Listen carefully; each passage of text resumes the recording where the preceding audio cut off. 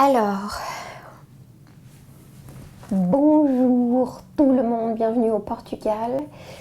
Pour cette fac, je suis désolée, j'aurais aimé la publier avant la fin du mois, mais il y a eu beaucoup de choses en même temps. On y va? C'est Clara qui a posé la première question. Bonjour Ina, voici mes nouvelles questions que tu peux bien entendu sélectionner à ta guise. Alors, préfères-tu... l'idée c'est quand même que je cuisine en même temps parce que j'ai faim et voilà, tu peux toi-même vaquer à tes occupations tout en m'écoutant. Préfères-tu lire un livre ou regarder un film? Comment qualifierais-tu les apports respectifs de ces deux activités? Mais de plus en plus, je préfère lire, Clara, parce que je trouve que c'est un temps mieux investi de plus en plus, peut-être parce que je trouve moins mon compte au cinéma et que, comme je l'ai dit, avec Roubaix, je me suis un peu désintoxiquée du cinéma. Pour moi, le livre, maintenant, ouais, mais de dire que c'est un plus grand investissement, ça résume assez bien l'histoire. Je vais pas prendre ça.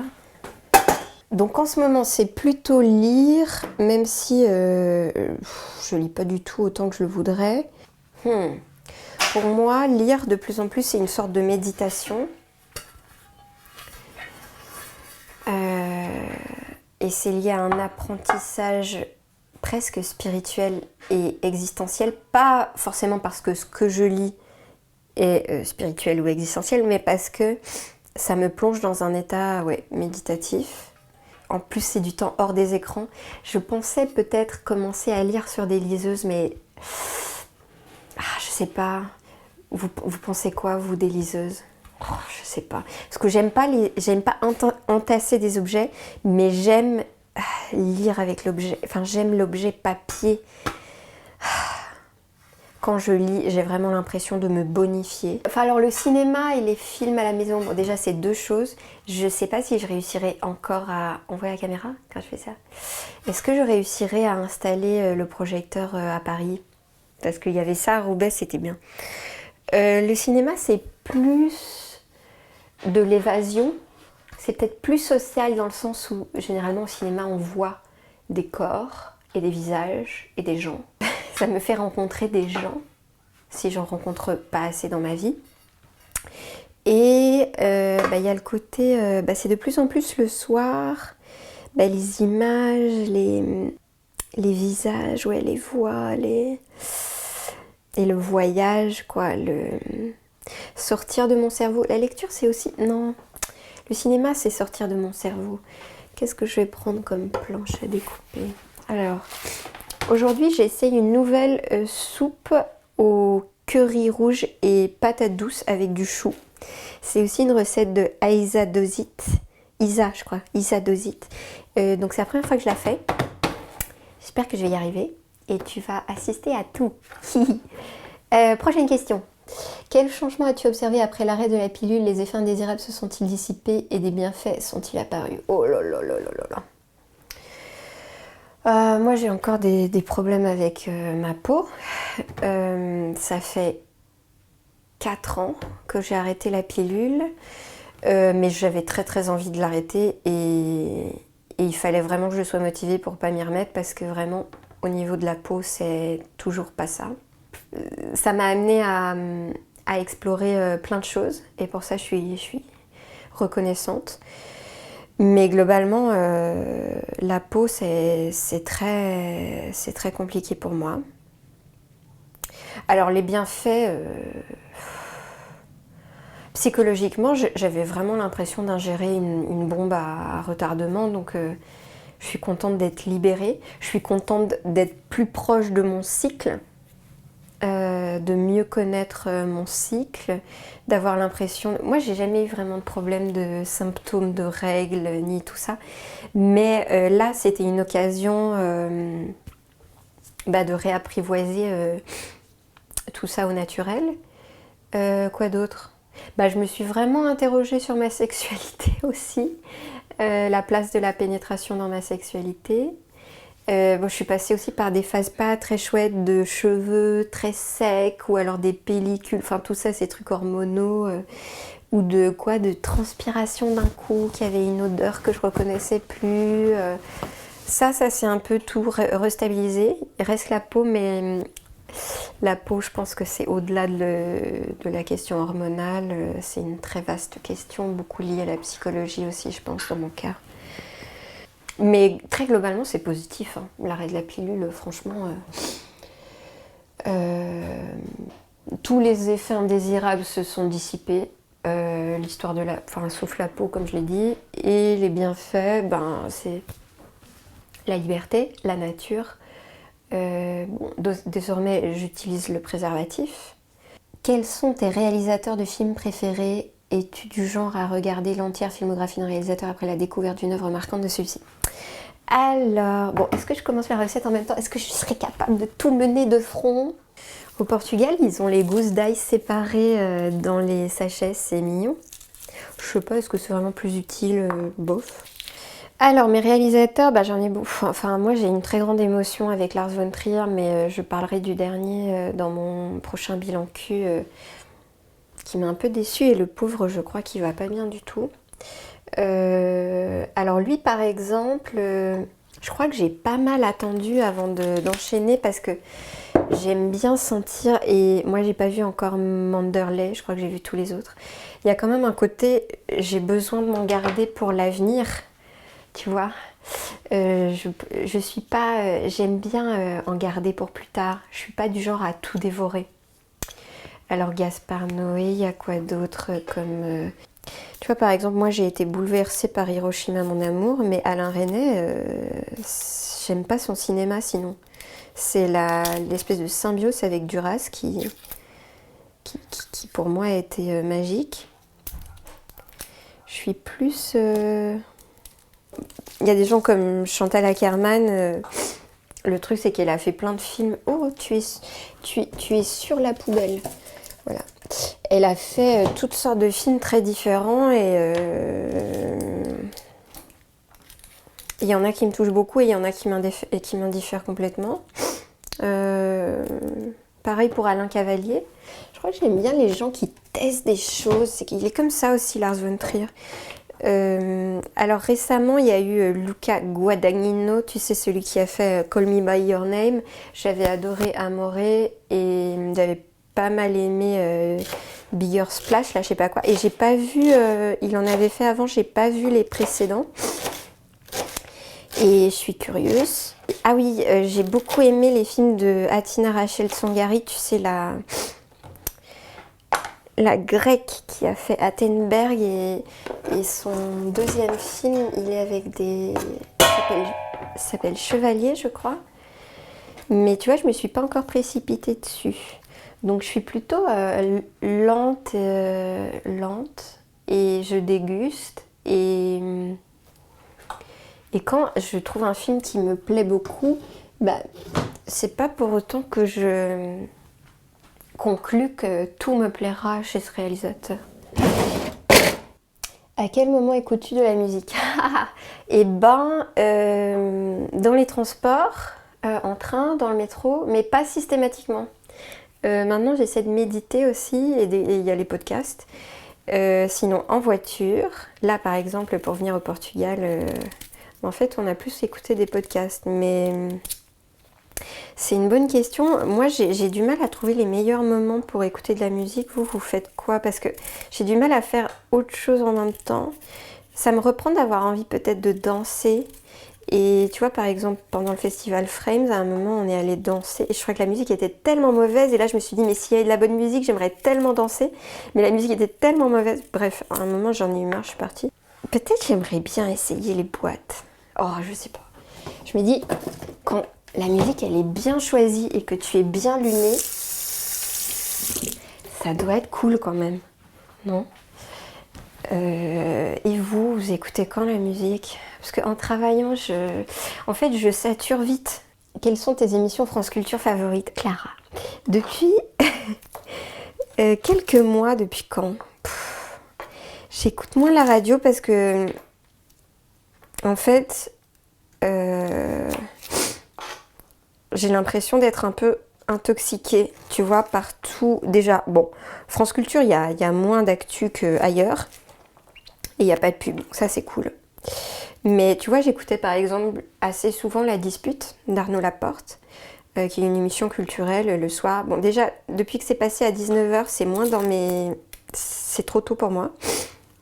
Mais le truc de la critique culturelle, quand soi-même on fait des choses, c'est que ça... À un moment, c'est... Comment... Oh, je pleure, des oignons. C'était pas sain pour moi d'écouter à longueur de temps des gens, des critiques, juger telle ou telle personne. Ah, ça, elle est tellement émouvante, et lui, ah, c'est un chef-d'œuvre, et alors je comprends pas pourquoi il a fait ça, et c'est n'importe quoi. Enfin, tu sais, quand t'entends trop de critiques culturelles, ça dégoûte, et après tu te mets à envier, ou alors tu te dis mais qui sont-ils pour savoir à la place de cette personne. Genre ce livre a pris 3 ans à être écrit, et en une critique de, je sais pas, de 4 minutes, ils le démontent comme si eux détenaient la science infuse, tu vois ce que je veux dire. Bah, il y a les papous dans la tête, bon, c'est un peu vieux, hein. Ça a fait son temps, mais... C'est un peu rigolo. Qu'est-ce qu'il y a d'autre? J'ai un peu perdu la notion de la grille. Alors l'été, j'adorais les masterclass. Même s'il y a aussi l'effet un peu pervers de déifier des gens ou de tout ça. Faut que je mette au maximum pour que ça chauffe. On n'est pas rendu les enfants. Hein. Ce truc... Qu'est-ce qu'il y a à la radio? J'aime bien quand c'est un peu déconnecté des actualités. Ou bizarre. Ou là je me dis que j'aimerais bien retourner à Adèle Van Rett, les chemins de la connaissance, les nouveaux chemins. Ça dépend à quel point les invités. Ah, en compagnie des auteurs, ça c'est pas mal. Qu'est-ce qu'il y a d'autre? J'observe un équilibre esthétique remarquable dans ton tracé typographique. Oh, t'es adorable Clara. Que ce soit à travers des vidéos Bujo ou bien dans les écritures ajoutées aux vidéos, comment tu trouvais ton écriture? Est-ce le fruit de recherche graphique? Oh, c'est chouette que tu dis ça, mais en même temps, ah, ça commence à chauffer. Je me questionne beaucoup parce que je trouve pas encore que ça me représente, tu vois ce que je veux dire? Je trouve encore que mon écriture, elle est un peu... Je trouve pas qu'elle a... Bon, je suis exigeante, hein, mais je trouve pas qu'elle a encore assez de caractère. Mais depuis toute petite, j'aimais beaucoup ça, tracer, écrire, l'écrit, bien écrire, faire joli, mais pour moi c'est une recherche que j'ai pas aboutie, tu vois. C'est étrange parce que ça m'intéresse beaucoup et parce que j'ai vraiment envie de développer ça, tu vois, l'écrit presque comme une façon de dessiner. Et c'est thérapeutique aussi. Et je pense que dans le bullet journal, ça m'a aidé à répéter, répéter un geste, répéter les lettres. Enfin, il n'y a pas de secret, c'est en refaisant, tu précises ton trait, tes intentions, tu trouves... À un moment, j'ai changé comment faire les G, comment faire les A, les Y, les M, enfin... Mais pour moi, c'est encore une recherche en cours, mais je suis très touchée de ton soin. Des milliers de merci d'être une telle source d'inspiration et de diffuser tant de réconfort autour de toi tout en poursuivant une démarche artistique originale. Clara, je t'aime fort, merci d'être là à toi. Merci pour tes questions. Et montre-moi ton écriture si tu veux. Tu peux poster une photo dans l'onglet Community. Vous pouvez poster votre écriture. Non mais j'aimerais beaucoup continuer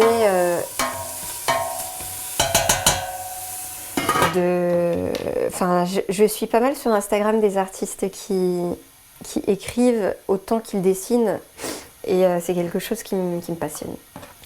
Denis, bonjour. Petite pluie du matin. Non, aujourd'hui il faisait beau. Cette nuit j'ai pensé à un truc. Tu disais que tu aimerais bouger et regarder ailleurs. Justement, pourrais-tu dire la liste complète de tous les pays et les endroits remarquables où tu as posé les pieds? Voilà une question concrète. Oh là là, c'est très concret en effet. Remarquable selon quels critères? Endroit remarquable. Alors, je vais aller de manière chronologique. Alors, enfant, on faisait, alors mes parents, ils étaient assez basiques dans les vacances, tout ça. Basique. Quand on est en Amérique du Nord, donc on a fait Mexique, Cuba, République dominicaine. On n'est jamais descendu sous le Mexique. On est allé au Costa Rica. Mais toujours quand même dans des choses un peu organisées, resort, hôtel, tout compris, trucs comme ça, quoi. Après les États-Unis, je ne connais que le New Jersey, où on allait camper. Je suis allée à New York, mais beaucoup plus tard avec un amoureux. Donc je connais pas du tout, mais même au Canada, je ne suis jamais allée au-delà de Toronto. Donc toutes les prairies et la côte ouest, je connais pas du tout. Le nord du Québec, je suis pas allée très au nord. Ah, je suis allée à la limite est, là je suis allée à l'île du Prince-Édouard et au Nouveau-Brunswick. Est-ce que je suis allée au Nouveau-Brunswick? Je crois. Qui sont des provinces maritimes, vers l'Atlantique au Canada. Donc ça c'est pour l'Amérique, les Amériques. Ensuite, Europe. Alors c'est simple, je suis jamais allée en Océanie, je suis jamais allée en Asie, je ne suis jamais allée en Afrique, en Europe, mais tu vois c'est pas très remarquable. Enfin, j'ai fait France, Belgique, Espagne, mais parfois c'est juste pas complet, tu vois. Je suis allée dans une ville pour un travail ou même donc la Portugal, c'est la première fois, la Suisse, l'Allemagne vite fait à Berlin, les Pays-Bas j'ai dit, l'Italie. Alors la Grèce, je suis allée en Crète un été. Je suis allée au Luxembourg, je suis allée en Espagne, je suis allée donc aux Canaries. C'est là que vivait mon demi-frère. Alors je ne suis jamais allée en Roumanie, donc d'où vient mon père. Ça fait partie de mes projets. Où est-ce que je suis allée plus loin? Je suis allée en Norvège. Je ne suis pas allée en Islande encore. Ils acceptent pas les chiens. Je crois que ça, c'est triste. Tu vois, c'est pas très spectaculaire. J'ai beaucoup pratiqué la Corse, mais bon, ça c'est la France encore pour l'instant. Mais le voyage, comme tu l'auras compris, Denis, ça fait partie de l'avenir pour moi. Je sais pas, je dis ça, je vais peut-être changer d'idée. Tu vois, parce que là, je renifle par exemple. Et c'est parce que je suis allergique. J'ai remarqué que je suis allergique aux vieilles maisons. Et j'ai oublié. Mon médecin, il m'a prescrit un petit kit en cas de problème quand je suis en vacances, mais j'ai complètement oublié. Chaque fois que je suis dans une vieille maison, je me mets à éternuer et voilà. C'est toutes sortes d'acariens, de poussières, de vieux matériaux, je n'en sais rien. Et c'est un problème parce que j'adore les vieilles maisons. Nathalie! Coucou Nathalie! Le soutien du CNC peut-il être renouvelé? Alors, donc la grosse aide que j'ai eue, qui est une aide à la structuration de la chaîne d'un montant maximum de 50 000 €, elle est renouvelable une fois, dans un délai de 6 à 12 mois après la première demande. Donc ça, on va la redemander au printemps prochain. Et sinon, l'aide de 30 000 € à la création d'un plafond de 30 000 €, je pourrais la demander pour un projet en particulier, plus dans le principe d'une série, tu vois. Un projet précis de création. Envisages-tu de participer prochainement à d'autres événements du type Frames et le Festival d'Avignon 2019? Alors, figure-toi, Nathalie, que j'ai été approchée par la SACD qui fait ce qu'on appelle des sujets à vif, qui est une sorte de petit duo entre deux artistes inscrits à la SACD. C'est vraiment assez prestigieux, c'est dans la programmation du IN. Alors rien n'est encore officiel ni signé, mais je ferai probablement un duo. Il y a 8 duos par an, je crois. Et donc je peux un peu donner mon avis sur avec qui j'aimerais bien le faire. Donc je dois rencontrer la personne déjà. Et donc ça, ce serait super parce que c'est quand même prestigieux. Et c'est l'occasion de faire une création avec quelqu'un que j'aime. Donc il y aurait éventuellement ça pour Avignon prochain. Et dans les événements, non. Est-ce que... Non. Non. Des nouvelles de ton spectacle, quand et où peut-être? Alors, c'était la mauvaise nouvelle dont j'ai parlé dans un des lens. Ça ne se passe pas très très bien avec le théâtre de Valenciennes qui coproduisait. En gros, ils nous ont plus ou moins... Oh, il y a une grande araignée là. Ils nous ont plus ou moins... Bon, ils n'ont pas très bien... Oh, comment dire? Normalement, la création était prévue donc à Valenciennes fin février, début mars, dans le cadre d'un assez important festival qui s'appelle le Cabaret des Curiosités, donc à Valenciennes. Et on devait avoir au moins une semaine de résidence pour préparer la création. Mais donc apparemment les organisateurs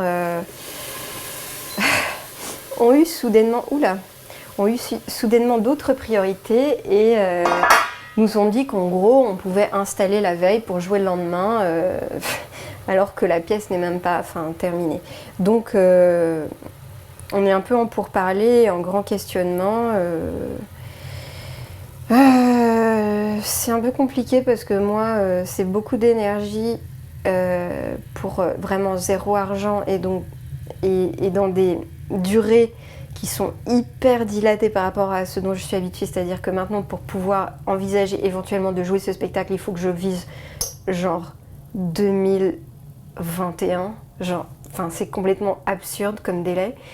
Et donc on avait éventuellement une semaine de résidence prévue en décembre pour développer la forme qui en ce moment dure 30 minutes et pouvoir passer à 45 voire 1 heure. Et bon, le problème c'est que techniquement pour l'instant c'est un projet assez ambitieux parce que c'est une petite jauge de spectateurs.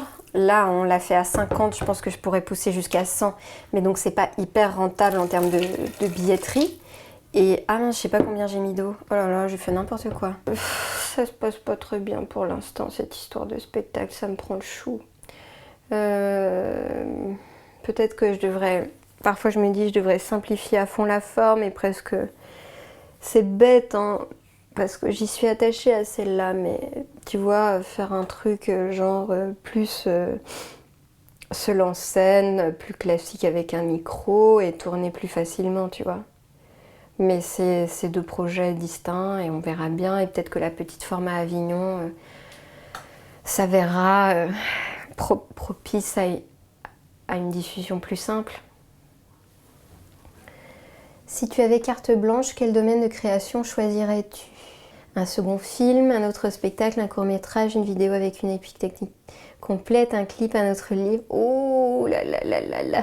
Et tu sais quoi, Nathalie? Je pense que je ferais... Mais c'est assez proche du spectacle parce que le spectacle est musical, mais j'aurais très envie de faire un album de chansons, tu vois.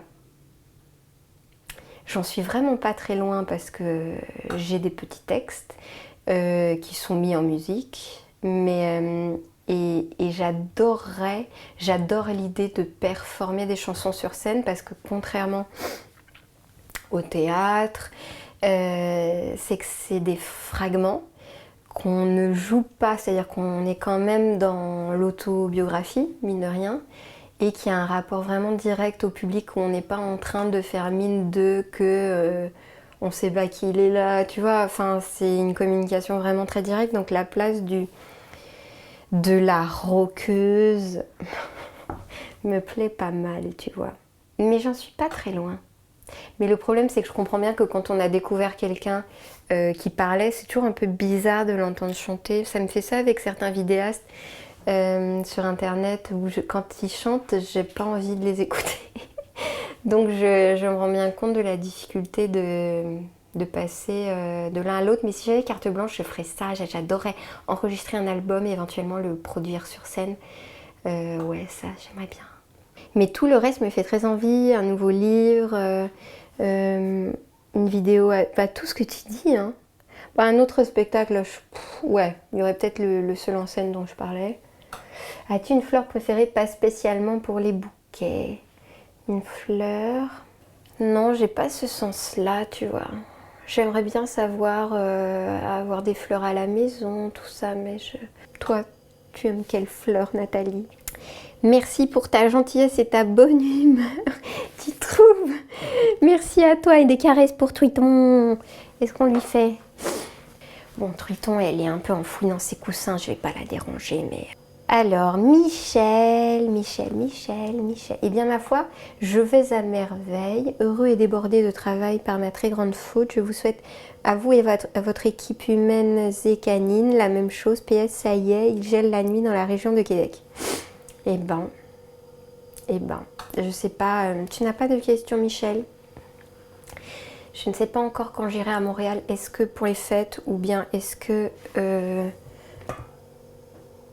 plutôt vers janvier-février. Je ne sais pas encore. Il faut que je m'occupe des légumes, attends. Christian. Bonjour Ina, bonjour Christian. Au cours de ma déjà longue vie, il y a eu des rencontres littéraires marquantes au point d'influencer ma vision de la vie et mon quotidien. Pour moi, par exemple, je peux citer à 17 ans Le Seigneur des Anneaux, à 24 Le Monde selon Garp de John Irving et vers 50 Le pouvoir du moment présent et Conversation avec Dieu. Pourrais-tu nous parler de ces livres qui ont eu une profonde influence sur ta vie? De grosses macs à toi et à toi. Merci Christian. Alors, c'est vrai que c'est quand même souvent lié à l'adolescence, mais je vais ressasser toujours les mêmes. J'ai pas assez renouvelé mes fondamentaux. Il faudrait vraiment que j'y arrive. Parce qu'il y a des temps de la vie comme ça qui se prêtent vachement aux découvertes. Alors pour moi, je dirais vraiment Molloy de Beckett, sa trilogie des romans là. J'ai pu enfin constater qu'on pouvait passer sa vie à créer à partir d'un endroit désœuvré. Pour moi, ça a été une grande libération. Après, vous pourrez écouter, il y a Linda qui est une parapluie qui est venue à la maison. Elle a un podcast qui s'appelle In the Mood for Art. Qui m'a posé des questions sur mes déclics culturels et je lui dis tout ça, je lui parle de Roland Barthes, des mythologies de Roland Barthes, des livres de Miranda July, c'est vrai qu'il y avait eu La vie sexuelle de Catherine N, mais maintenant je ne sais plus trop si je dois en parler, avec ses positions sur, comment elle dit, le droit d'être importuné, cette horreur. Alors très récemment, Autoportrait d'Édouard Levé. Ah oui, Un homme qui dort de Georges Perec. Mais je vous joindrai cet épisode de ce podcast. J'ai un peu tout. Et puis il y a ma vidéo sur les déclics culturels qui sauvent la vie. Il n'y en a pas tellement quoi. Récemment, il y a un blog qui... Je ne sais pas si vous connaissez le blog de Léo Babota qui s'appelle Zen Habits. C'est un blog de développement personnel qui s'inspire pas mal des enseignements justement bouddhistes. Et ça m'aide énormément. Mais c'est pas une lecture. Si c'est une lecture, mais bon, c'est un blog quoi. Mais c'est très concret. Et c'est ce que j'aime. C'est très profond ta question, Christian. Bon, il y a Intérieur de Thomas Clair, c'est un peu tous dans le même délire de comment on arrive à faire de sa vie une œuvre, mais d'une manière absolument banale et triviale et dans les détails infimes. Le chou maintenant. Oh là là. J'ai l'impression que ma réponse n'est pas très satisfaisante, Christian. Parce que je suis difficile aussi. Moi, c'est plus des livres qui m'ouvrent à une dimension artistique qu'à une dimension pour l'instant spirituelle, tu vois. Des livres qui me font prendre conscience de quel artiste je suis, plutôt que de quelle humaine ou de comment vivre, tu vois. C'est des œuvres que j'ai croisées qui m'aident à me sentir avoir une place dans le monde. Julie, bonsoir Ina et les parapluies, bonsoir tous les parapluies et Julie et ma mèche qui est nulle. Je me demande si tu as lu des livres écrits par des féministes hors Mona Chollet, si oui lesquels, peux-tu nous en parler un peu, sinon qu'est-ce qui te freine? À bientôt. Alors rien ne me freine sinon le temps, et c'est vrai que parfois c'est un peu anxiogène pour moi. C'est-à-dire que quand je me pose pour lire, j'ai envie d'autre chose que des textes engagés. Enfin, tu vois, je suis un peu difficile et donc je préfère m'évader plutôt que de me plonger dans quelque chose de très chaud, dans le sens de politique, tu vois. Mais j'ai pris des notes dans Les Sorcières de Mona Chollet. Là, il y a plein de textes qui m'inspirent. J'ai pas le livre avec moi, malheureusement, mais je crois que j'en parle dans mon bilan cul. Ce qui est merveilleux avec Mona, c'est que les bas de page sont très fournis et donnent très envie. Et donc, quand tu la lis, tu as 15 autres recommandations de lecture pour après. Donc il y a vraiment des choses qui m'intéressent et souvent c'est pas forcément explicitement féministe non plus. Mais si tu as des propositions, avec grand plaisir. Donc je te dirais que voilà. Donc c'est surtout peut-être une question d'humeur et de priorité de lecture et de manque de discipline et de temps. Voilà, un mélange de tout ça, ma chère Julie.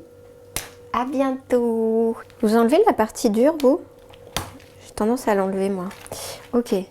Sylvie, bonjour Ina, bonjour les parapluies. J'aimerais savoir, comme nous ici c'est la neige dans mon coin du Québec, quels sont tes plus beaux souvenirs d'hiver au Québec? Oh, est-ce que tu aimais glisser sur la neige, patiner ou tout simplement jouer dehors en faisant l'ange sur la neige en regardant les... C'est la meilleure question. C'est la meilleure question, Sylvie. Merci. J'ai tellement envie de la neige maintenant. Oh là là.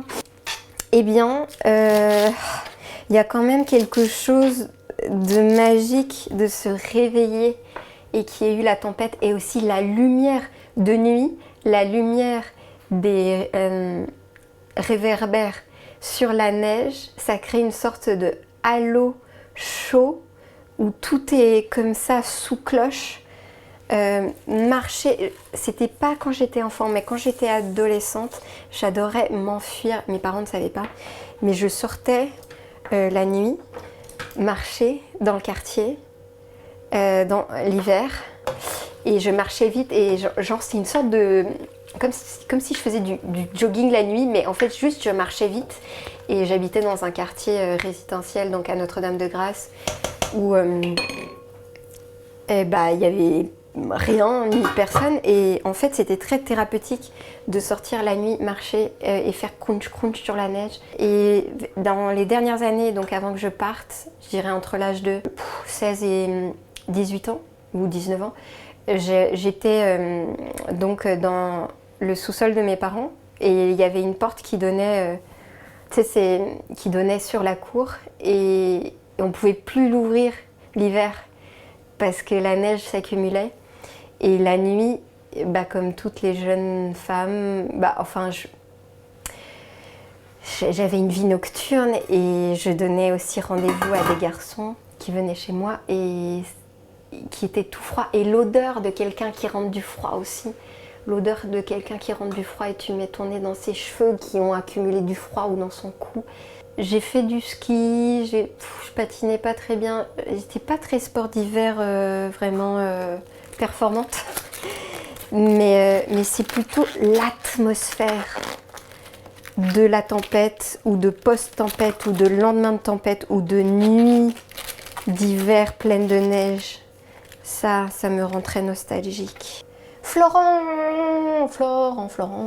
Ok, j'en suis où de mon chou? Attends, je m'occupe de mon chou. Rina, couvre-toi bien avant de profiter de ton voyage tant attendu et mérité au Portugal. Oui, ben, j'ai mon allergie aux vieilles maisons. Peux-tu nous raconter ce qui t'inspire et te plaît tant dans le travail de Sophie Calle? Oh, qu'as-tu pensé de son dernier... Ah oui, on m'a parlé de son ouvrage sur son chat.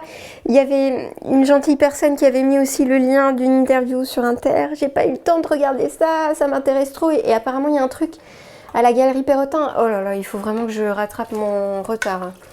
En tout cas, merci pour ce rappel. J'ai pas du tout suivi. Ce que je sais par contre, c'est que son chat s'appelait Souris. Et que ce n'est pas sans lien avec le fait que Truite s'appelle Truite. Bah, c'est ce que je disais tout à l'heure à Christian aussi, c'est qu'il y a des moments où tu rencontres des artistes et où ça cristallise ton lien avec eux, c'est-à-dire qu'ils font à jamais partie de ta vie, et c'est le cas pour moi de Sophie Calle. Je me souviens d'avoir découvert ces petits livres, je ne sais pas si vous voyez ces petits livres publiés chez Actes Sud, où par exemple il y a celui où elle se donne des contraintes. Je crois qu'il y a ça avec Sophie Calle qui m'inspire beaucoup, c'est le fait de se donner des contraintes. Ça me ressemble vraiment. Enfin, est-ce que ça me ressemble ou est-ce que je l'ai imité? En tout cas, ça m'a parlé. Je me souviens dans un des petits livres, tu sais, à chaque jour, elle mange que des aliments d'une couleur. Elle a un jour où elle mange que du blanc, un jour où elle mange que du violet, un jour où elle mange que de l'orange.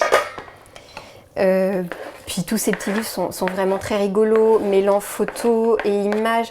Je pense que c'est ce qui a trait chez elle, ce qui a trait au protocole, se donner des règles et les suivre.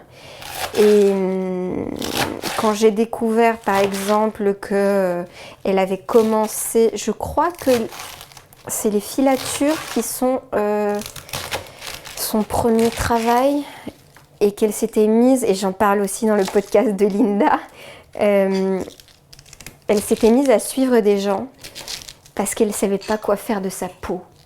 Et ça me parle tellement, de ne pas savoir quoi faire de sa peau et de penser que la solution, c'est les autres qui l'ont, tu vois. Quoi d'autre? J'aime qu'il y ait de l'écrit et des photos. Je sais pas, pour moi, Sophie Calle, c'est de l'art contemporain, tout public, vraiment très ouvert, à la portée de tous, tu vois, et même des enfants. Sa série sur les aveugles, où elle demande aux aveugles de lui décrire qu'est-ce que c'est pour eux la beauté, et qu'après elle va photographier, et elle photographie. Je trouve ça vraiment pur et simple, et intime, et autobiographique, et avec une sorte de...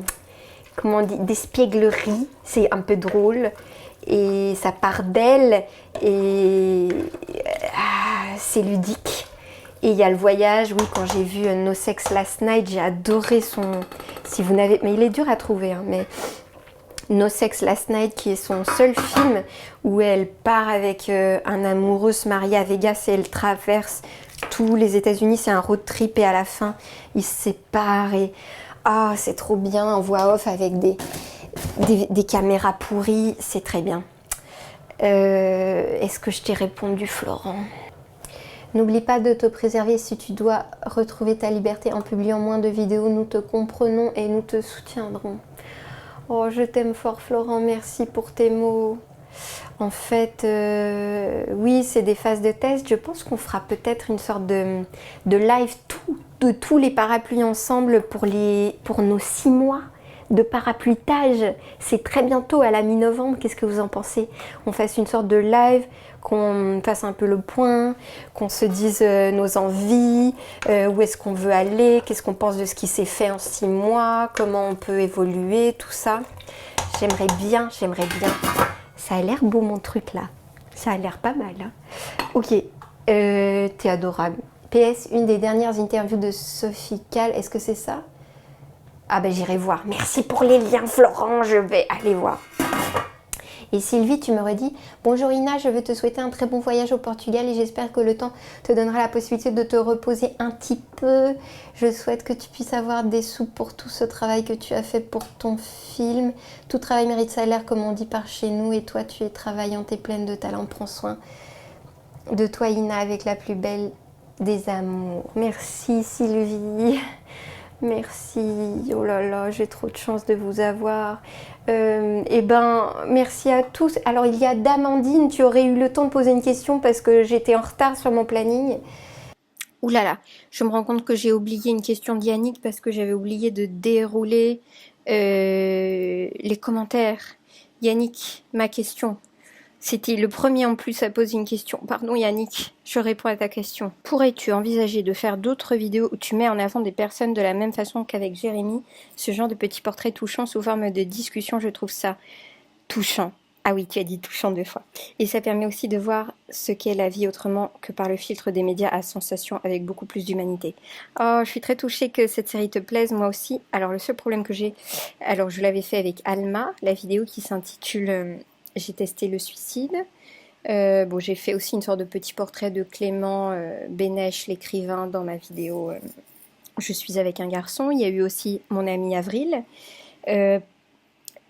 Toute la difficulté, c'est de trouver des bons candidats.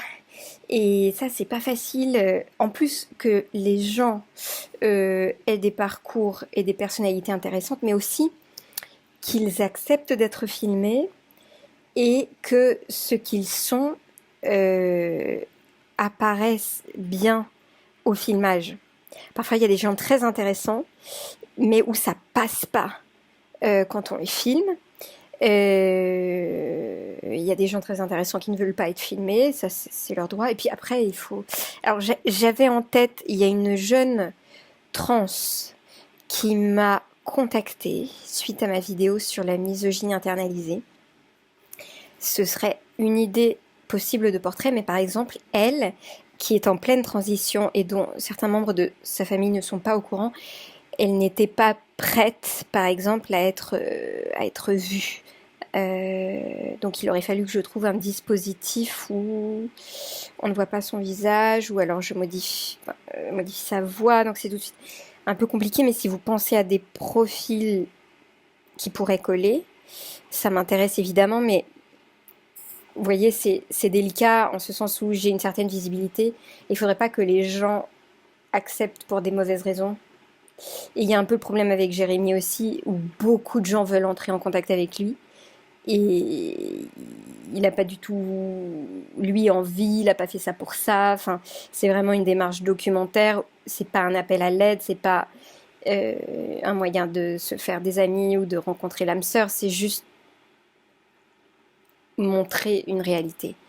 Mais oui, carrément, ça fait partie des vidéos que j'adorerais faire. Mais alors voilà, je répète, la grande difficulté, c'est de trouver les bons candidats. Et ça, c'est compliqué. C'est une recherche en soi. Merci pour ta super question, Yannick. Bisous, je retourne monter, finir de monter et publier tout ça. Alors, j'aimerais bien m'intéresser à Discord, parce qu'avec Discord, en fait, j'aimerais bien faire... Une fois, j'aimerais bien qu'on puisse se parler. Alors, j'imaginais faire un truc en Skype, mais je crois que Discord, c'est exactement ça. Il y a Yannick avec qui connaît bien Discord, avec qui on discute. Je vais essayer de... Il faut que je comprenne un peu comment ça marche. Mais ça serait trop bien de pouvoir vraiment se parler et interagir, non? Donc peut-être qu'en novembre, je réussirai à mettre ça en place. Sinon, pour après, c'est sûr, parce que j'ai trop envie. Sinon, j'essaierai de bricoler un truc avec Skype. Merci à tous pour votre générosité. J'ai tout bien calculé là. J'ai vraiment fini la recette pile au bon moment. Attends, il faut après que je rajoute du lait de coco, des trucs. Ouais, tu vas rater le lait de coco. Je te montrerai à quoi ça ressemble. Voilà, ça ressemble à ça. Merci à tous pour vos questions. J'espère que mes réponses vous apportent satisfaction. Moi, merci surtout de m'avoir accompagnée dans la confection du dîner de ce soir. Nous sommes le 1er novembre. Je vais essayer de poster très vite cette fac en ligne pour que vous puissiez y avoir accès. Donc vous avez accès à toutes les anciennes facs quand vous allez dans Patreon, l'historique. Et vous avez, comme toujours, toutes les questions en raccourci dans la description de la vidéo. Je vous embrasse fort et je vous remercie et j'ai très faim. À très vite.